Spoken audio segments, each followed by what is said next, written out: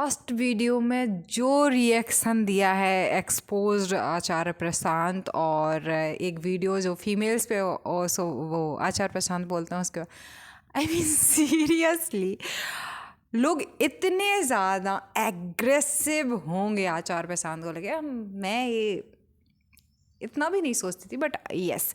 तो चलिए, ऐसे लोगों के लिए मैं एक बात बोलती हूँ। विज्ञान भैरव तंत्र में एक एग्जैक्टली लाइन बोलते हैं ओशो कि दर्शन शास्त्र उपदेशक दुनिया में बहुत सारे हैं। वो कहते हैं ये मत करो, तुम क्रोध करते हो, तुम क्रोध क्यों करते हो। जैसे आचार्य प्रशांत कहते हैं कि तुम्हें काम वासना आती है, तुम्हें काम वासना क्यों आती है, तुम्हें वो नहीं आनी चाहिए, तुम लौटती हो, खचोड़ती हो, ये करते हो, वो करते हो, और फिर बाद में मेरे पास आ जाते हो। ऐसे ही जोश भरी बातों में कहते हैं ना, तो लोगों को ना एक्साइटमेंट बिल्कुल पीक पे, डोपामिन बिल्कुल हाई हो जाता है। हाँ, ये सब तो मैं करता हूँ, मैं ही दोषी हूँ। विज्ञान भैरव तंत्र में उसको यही कहते हैं कि पूरा का पूरा ये उपदेश का जो घटनाक्रम चल रहा है वही इसी पे ही चल रहा है कि तुम्हें इतना दोषी ठहरा देंगे, तुम्हें इतनी कमियां निकाल देंगे ना, तभी तो हम बड़े से बड़े होंगे, हम महान होंगे। जब आप कमी हैं, आप दोषी हो, आप अपराध बोध आत्मग्लानि में हो, तब तो तुम मेरे पास आओगे ना। तुम ऐसे ही थोड़ी आओगे मेरे पास में। तुम्हें मैं कमी है, मैं उनको ठीक कर सकता हूँ, तब तुम आओगे मेरे पास में। ऐसा हो सकता है कि तुम बढ़िया हो, तुम तो बहुत अद्वैत को मानने वाला व्यक्ति ये कह रहा है ना तुम में कमी है, जबकि उसमें और आप में कोई अंतर है नहीं। जो आपसे सवाल पूछ रहा है, जिस कर्म योगियों पे आप बहुत आडंबरपूर्ण वो कहते हो कि अंबानी देखो इतने रुपयों की शादी की, इतने तो अकबर के बच्चों ने भी नहीं की थी। उसी इंटरनेट से, उसी जियो कंपनी की वजह से इनकी वीडियोस पूरे इंडिया में पॉपुलर हो रही हैं और जा रही हैं। मतलब उनके प्रति कोई कृतज्ञता का भाव कैसे कर सकते हैं। आप ज्ञान मार्ग के साधक हैं, लेकिन वो कर्म मार्ग के हैं, कर्मयोग का साधक हैं। वो अंबानी हो गए या जितने भी बिजनेस टाइकून्स हो गए। दूसरा की तरफ आप जो भी या महेश्वरी हो गए, ये सब कर्म मार्ग के हैं, अपना काम कर रहे हैं, साथ में दूसरे के लिए ज़रूर वो पूरा पैसा अपने जेब में पॉकेट में डाल के घूमते हैं क्या अंबानी, या उन्होंने किसी को जॉब पे नहीं लगाया है, वो सारा काम खुद ही कर रहे हैं। उससे ही तो एम्प्लॉयमेंट चल रहा है ना। सरकार है इतनी कि मतलब कुछ भी कर ले। और दूसरा कि आप भक्ति मार्ग के इन साधकों को अनुरुद्धचार, और हाँ इन लोगों में हैं सामाजिक कुरीतियाँ, और थोड़ा सा इन लोगों को स्टडीज़, थोड़ा सा ज्ञान भी रखना चाहिए जब वो इतने लेवल पे आते हैं। लेकिन आप इन सबको ऐसे देखते हो कि छी छी ये तो बहुत नीचे लोग। अरे भाई, 3 ही मार्ग हैं, सबको पता है। ज्ञान मार्ग है, भक्ति मार्ग है, और कर्म मार्ग है। कर्म मार्ग मतलब ऐसे समझ लो कि जब उससे जल मार्ग से जाने वाला, ज्ञान मार्ग समझ लो पैदल जाने वाला, और हवाई जहाज़ से जाने वाले या हवा में जाने वाले को समझ लो भक्ति मार्ग वाला। वो हृदय से काम करता है। और 3 ही अंग से बात करें, शारीरिक, मानसिक और भावनात्मक स्तर पे। शारीरिक रूप से काम करेगा वो कर्मयोग को का माध्यम है उसका। जो थोड़ा और ऊपर उठ गया है वो मानसिक रूप से ज्ञान के माध्यम से सत्य तक पहुँचेगा। जो भावनात्मक रूप से उसको कुछ नहीं आता, उसको 2 2 दूना 4 होता है, नहीं आता है, लेकिन वो भावनात्मक रूप से जाएगा। अज्ञानी के भी आप भोलेनाथ की बहुत कहते हो, तो भोले का भगवान होता है। एक कहावत है, लेकिन आप कहते हो कहावतें तो ऐसे ही बना दी गई हैं लोगों ने। चलो, कहावतें भी ऐसे ही बना दी हैं लोगों ने। तो विज्ञान भैरव तंत्र में ऐसे लोगों के लिए वो उसको बहुत अच्छी लाइन कहते हैं कि ये कह देंगे तुम में बीमार हो, तुम बीमार हो। और एक शराबी उनके पास आता है, पहले वो कहते हैं तुम शराब छोड़ो। जैसे कि आचार्य प्रशांत के पास लोग जाते हैं, मैं कामुक हूँ, मैं बहुत ये पॉर्न वगैरह ये चीज़ें सब देखता हूँ, और फिर मुझे ग्लानि होती है। तो पहले तो बोलते हैं तुम बहुत ज़्यादा हो। उनको पहले से ही उसने सवाल पूछ के आपने चेष्टा दिखाई है, हिम्मत की है कि जो अंदर से वो आपके सामने परोस दे, खुलापन दिखाए, और आप फिर भी उसमें वैसे ही ग्लानि है, वैसे ही आत्म अपराध की भावना, उसमें और वो डालते हैं दूध मसाला, और फिर चाय बनाते हैं उसकी। तो फिर उसके अंदर वो बिल्कुल वो ये अंदर से कि हाँ मैं तो बहुत ही खराब हूँ, ये वाली भावना आती होगी। और फिर उपाय क्या बताते हैं? मेडिटेशन करो मत, योग की कोई ज़रूरत नहीं है, एक रूटीन फॉलो करने की ज़रूरत नहीं है। रात के किसी भी टाइम में मेरे तरह भटकते रहो तो तुम बहुत एक्स्ट्रा ऑर्डिनरी हो। मतलब कि अगर सर को आदत है कि रात के 10 बजे से 3 बजे तक काम करने की, तो ऑफिस उसी टाइम पे खुलने चाहिए। ऑफिस का टाइम नहीं होना चाहिए, कोई भी व्यवस्था नहीं होनी चाहिए कि जिसको जब जहाँ जाना है जाए। रात के चिड़िया वल्ला हम खेल सकते हैं, उतनी बजे स्कूल्स भी बच्चों के खोलने चाहिए। आप एक अपवाद है मान लीजिए, सब आप जैसे हों, इसकी चेष्टा में आप सबको ही वो कर दें, कहाँ तक उचित है।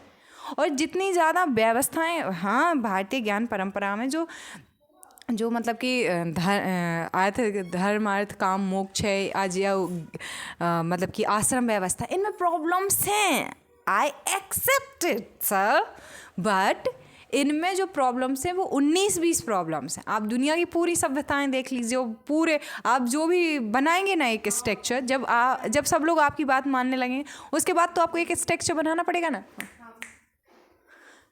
तब फिर आप भी एक व्यवस्था बनाएंगे। उसमें भी कुछ कमियां होंगी, इसमें भी कमियां हैं, लेकिन लोग ना तो आश्रम व्यवस्था का मान रहे हैं, ना वो जो पुरुषार्थ हैं धर्म अर्थ काम मोक्ष, ये भी नहीं मान रहे हैं। मतलब विज्ञान भैरव तंत्र में तो आचार्य प्रशांत एक भी मेजरेबल उपाय भी नहीं बताते हैं और अव्यवस्था हो। मतलब कि अगर एक तो बहुत सारे लोग ये मानते ही नहीं कि इनलाइटेंड हैं आचार्य प्रशांत, और बहुत सारे लोग मानते होंगे कि होंगे, बट एक होती है सप्रज्ञात समाधि, सबीज समाधि, और एक होती है निर्वीज समाधि। तो इंसान जैसा अंदर से होगा ना, तो वो चाहे उसकी समाधि भी घट जाए ना, तो भी वो संस्कार उसके पास में रहते हैं, और वो पूरी तरीके से रूपांतरण नहीं होगा, परिवर्तित बस होगा, तो वो वापस से भी आ सकता है सब कुछ।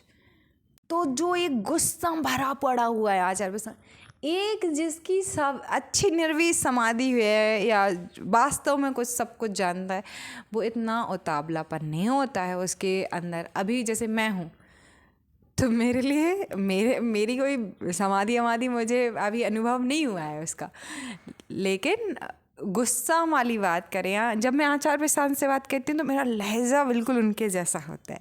जब मैं गुरु माँ के बारे में बात करती हूँ तो उन जितनी गंभीरता, उन जितना आनंद मूर्ति नाम ही है उनका, वैसे बात करती हूँ, तो वो घटित हो जाता है। तो आचार्य प्रशांत के बारे में अगर कहा जाए तो वो विज्ञान भैरव तंत्र में उसको कहते हैं कि ऐसे लोगों की दुकान, मैं दुकान नहीं कहूँगी एग्जैक्टली, बट उनके पास लोग क्यों आ रहे हैं कि उनको वो दोषी बता रहे हैं, लेकिन एक भी उनके पास उपाय नहीं है मेजरेबल कि किसी इंसान के अंदर क्या वो आया है, मतलब कि चेंज आया है, क्या रूपांतरण हुआ है। हाँ, लोगों को ऊपर से बहुत ये लगता है कि ऐसा था, लेकिन जब तक एक इंसान स्टार्टिंग में जैसा है और उसका रूपांतरण ना देखा जाए तो हाँ बहुत अच्छा कर रहे हैं। I am 100% agree with this कि सर जैसा एक व्यक्ति होना चाहिए, बहुत बहुत बहुत बेहतरीन काम कर रहे हैं सर अपने लेवल पे, but at the same time आप मतलब कि हर एक इंसान आपका जो मार्ग वाला नहीं है, जैसे ज्ञान मार्ग का नहीं है, जो भक्ति मार्ग का है या जो कर्म मार्ग का है, तो उसकी धज्जियाँ उड़ाना और उड़ाने के बाद कोई उपाय भी नहीं देना। क्लाइमेट चेंज पे इतनी बातें करते हैं, इतनी बातें, मतलब ऐसा मान लो कि प्रॉब्लम्स बस दिखाते रहते हैं कि ये प्रॉब्लम है सिस्टम में, ये सॉल्यूशन, वेयर इज सॉल्यूशन, उस पे मुझे हर जगह वो मौन दिखते हैं। वो कहते हैं सवाल पूछो, जैसे कि ईश्वर उपनिषद या केन उपनिषद का उनका वीडियो, तो कहते हैं कि सवाल क्यों नहीं पूछ रहे हो कि तुम देख ये वाणी आई तो इसका स्रोत क्या है, ये मन है, लेकिन मन है तो इसका स्रोत भी तो होगा, तो उसका स्रोत क्या। चलिए पूछ लेते हैं, आप वेदांत के वो बनते हैं कि आप वेदांत के एक तरीके से ठेकेदार हैं, है ना। तो चलिए मैं सवाल पूछ लेती हूँ, लेकिन इन सवालों से मैं पहुँचूँगी कहाँ तक। सवालों के जवाब तो उस मन में है ना जिसमें ये संशय उठ रहे हैं। तो विज्ञान भैरव तंत्र में क्या है, एग्जैक्टली विधियाँ हैं। आपने कभी खुद 24 दिन का मौन रखा है?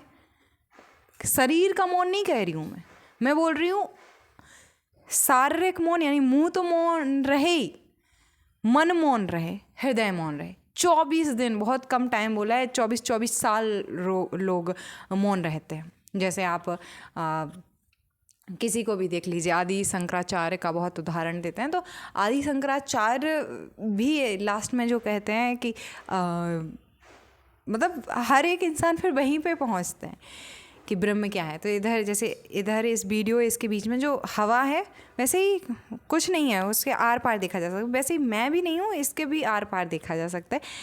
अब उसकी कल्पना तो की नहीं जा सकती है, क्योंकि अगर आर पार देखना है तो फिर सब कुछ ही दिख रहा है या कुछ है ही नहीं।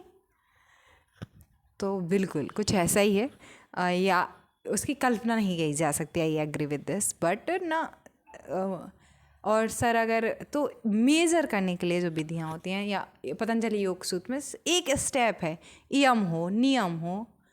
यम मतलब बिहेव विद अदर्स, आपका दूसरों के साथ बिहेव कैसा है। अब दूसरों के साथ जो बिहेव है उसमें कहा जाता है यम 5 होते हैं। सत्य, सत्य से भी पहले अहिंसा, सत्य, अस्तेय, ब्रह्मचार और अपरिग्रह। पर सर हिंसा, एक हिंसा ये नहीं होती है। पहला ही व्रत है जो यम है, पहला ही यम वो है अहिंसा। अहिंसा का मतलब ये नहीं होता है कि आपको किसी में ठू ठा ठी ऐसे मारना, शरीर से नहीं। आप मानसिक रूप से भी अगर हिंसा फैलाते हैं वो भी हिंसा होती है, वैचारिक हिंसा भी होती है। तो आप इस स्तर पे अहिंसा को माने।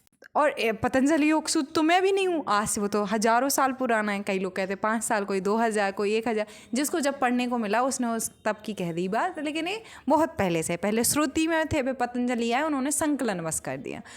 तो देखिए वो तो मेरा है नहीं, विज्ञान भैरव तंत्र भी मेरा नहीं है। बट उसमें अगर आप सवाल पूछते हैं तो फिर सवाल का एक अंत भी होना चाहिए ना। सवाल एक बचपने में सवाल पूछ लिया हमने। जब बचपना ये मतलब नहीं होता कि शारीरिक रूप से कम हो। जब आप आध्यात्मिक यात्रा में उतरते हैं तो आप एज अ किड ही हैं, तो आप हर चीज़ पे सवाल पूछते हैं। अच्छा मैं देख रहा हूँ तो मैं कैसे देख रहा हूँ, मैं बोल रहा हूँ मैं कैसे बोल रहा हूँ, बोल कहाँ से रहा हूँ, ये मन में विचार आ रहे हैं कहाँ से आ रहे हैं, क्यों आ रहे हैं, कब से आ रहे हैं, किसको आ रहे हैं, मैं क्या हूँ, ये शरीर क्या है, ये शरीर कैसे आया, कहाँ से आया। तो इनके मेटाफिजिकल लेवल पे विज्ञान के पास तो आंसर है ही नहीं, बाकी सर के पास भी आंसर नहीं है। फिर अगर रूपांतरण ही करना है तो फिर हमारे पास विधियाँ होना चाहिए, तो वो है पतंजलि योग सूत्र, विज्ञान भैरव तंत्र। इनकी मुझे बात करते हुए वो दिखते भी कम हैं, और क्योंकि उन्होंने अष्टांग योग के 8 चीज़ें उनसे लगभग असंभव है कि सर मौन रह लें, अभ्यास, वैराग्य और अभ्यास। तो यहाँ जो 5 कलेश हैं, कौन कौन से, पहला ही कलेश है कि ना अविद्या, सत्य को असत को सत्य देखना, यानी अशुद्ध को शुद्ध देखना, अनित्य को नित्य देखना। और भी अनित्य को नित्य कैसे देखते हैं मैं बता दूँ। क्लाइमेट चेंज को कहते हैं क्लाइमेट चेंज नहीं होना चाहिए, दुनिया ये हो जाएगी। हाँ नहीं होनी चाहिए, राइट, बट उनको भी पता है अगर वो अद्वैत मानते हैं कि वो दुनिया है ही नहीं तो दुनिया को बचा के क्या करेंगे। और आते जाते रहती हैं ऐसी दुनिया, तो कितनी होंगी और कितनी ख़त्म हो रही होंगी। तो वो सवाल करें और वो किसी के अंदर संशय बो दें, इट्स ओके। बट कोई उन पे सवाल करे तो जो लोग उनको फॉलो करते हैं वो यही नहीं, मैं तो इतने प्योरली मैंने संशय रखे। सबसे पहले आप वीडियो देखिए, मैंने संशय रखे। मैंने कहा आप क्या कर रहे हैं, आप कमियां तो दिखा रहे हैं, आप क्या कर रहे हैं। आज 6 करोड़ की पॉपुलेशन आपकी भी है, आप भी ऐप लॉन्च कर सकते हो। यूट्यूब जैसा एक ऐप है वैसा लॉन्च कर दो, पूरी इंडिया की भी बेरोजगारी ख़त्म हो जाएगी। आप तो वैसे भी IIT हो, IIM हो, UPSC है, इतने सारे लोग आपके साथ हैं। बट तो लोग कहते हैं तुम क्या कर रही हो। भाई मेरे पास रिसोर्सेस अभी उतने नहीं हैं और मैंने पूरा प्लान बना के रखा है। अविद्या को जड़ से नहीं साफ़ किया ना तो देखना आप, तो मैं जड़ से साफ़ करके आऊँ। पहले मेरी पहले खुद की अविद्या तो दूर हो, क्योंकि मैं भी अभी पूरी तरह से विद्वत नहीं हुई हूँ, विद्वान नहीं हुई हूँ। तक्षशिला का जो मॉडल था कि सुबह से ध्यान करना, मौन रहना, संयम, फिर संवाद गुरु के साथ, फिर पूरे दिन की क्रियाओं में अपनी क्रियाएं करना, फिर रात में फिर से गुरु संवाद, दूसरे शिष्यों के साथ संवाद। और गुरु सिर्फ सवाल देता था, प्रश्न खुद को ढूंढ के लेके आना पड़ता। रात को फिर से वही संयम, मौन, ध्यान। तो अभी जब मैं खुद नहीं हुई हूँ मेरे पास विद्या नहीं है, या विमुक्ते सा विद्या, जो बंधनों से मुक्त करे वो विद्या। जब मेरे पास खुद ऐसी बंधन नहीं है, मेरे बंधन कौन से है कि मैं ये शरीर हूँ, मेरे बंधन कि मैं ये विचार जितने भी आ रहे हैं मेरे माइंड में वो हूँ, वो विचार जो मेरे भाव जो हृदय में आ रहे हैं बहन के लिए, भाई के लिए। तो जो 5 द्वेष में से पहला अविद्या हो गया। दूसरा राग द्वेष। राग द्वेष क्या है, किसी चीज़ के चिपट जाना। जैसे मैं ओशो से चिपटी हुई हूँ, और जैसे मैं द्वेष से थोड़ा सा आचार प्रशांत कर लेके, तो मेरे अंदर एक क्लेश है ना, मैं तो खुद की सबसे पहले बुराई कर रही हूँ। फिर एक है कि अस्मिता, ये देखो मैंने बनाई ये वीडियो, मैं कह रही हूँ, ये अस्मिता है, मैं करागा। फिर 5वां अविनिवेश, मौत से डरना। मौत मतलब ये नहीं होता कि मैं मर जाऊँ, मेरे रूप में मेरे बच्चे के बच्चे वो जिंदा रहे। तो मैं तो खुद को भी पहले मतलब विद्या अर्जित करूँ ना, लेकिन विवेक के साथ।